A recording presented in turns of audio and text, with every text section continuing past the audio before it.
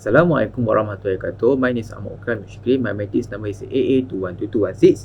In this video, I will show you to you about injection molding process. This is a process to make a desired plastic product shape. Firstly, the raw material, which is two types. The first one is HDPE. The second one is LLDPE. Is mixed together.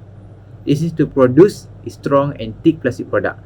Then the mixed raw plastic product put into the blowing machine to continue the injection molding process. We can see that the two color of the raw plastic, which is the first one is green and the second one is the white, become the blended during this process after the heat apply to the raw plastic.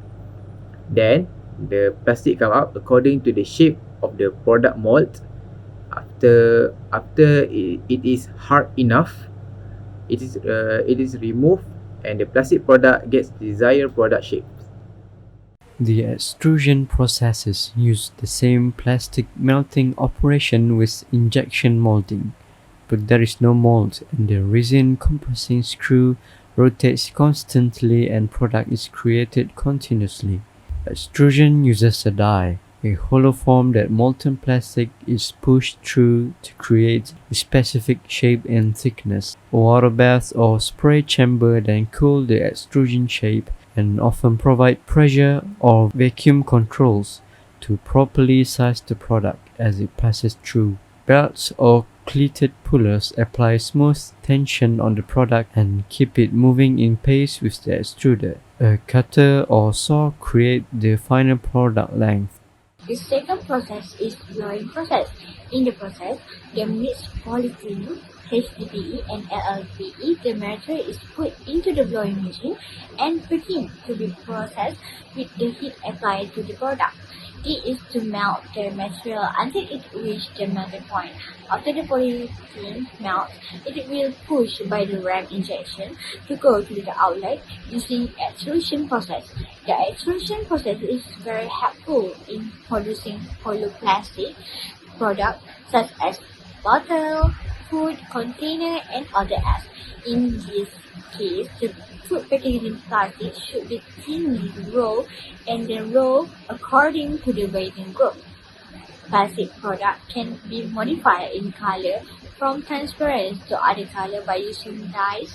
Adding dyes in the hopper with polyethylene in the blowing machine, so the dye will mix with the polyethylene to change to a new color. Lastly, in this process, the width of the plastic product can be changed by changing in order to get the right size in producing a certain product in the next process. Cutting process requires plastic products that are rectangular, such as plastic packaging for water and small food that is used by traders now. Plastic from the blowing process has been brought to the bed of the cutting machine. Proceed for this process. Plastic is pulled and adjusted to be even using a gauge mat. The reason is to make sure the products are cut to the right size. When the plastic is drawn, it is drawn with top and bottom layers and joined at the sides and back by applying heat. Then it is cut according to the size set. Each batch of plastic produced will be checked defects. Lastly, then the plastic will be wrapped. I will continue for final and finishing product. We can see that plastic product after being cut, it is arranged according to group after exiting from the cutting machine. In the factory that we visit, the workers, they blow up one piece of the plastic from the plastic group, which is they take one and blow and then they pop it. So this is because to identify whether the plastic product has defect or not.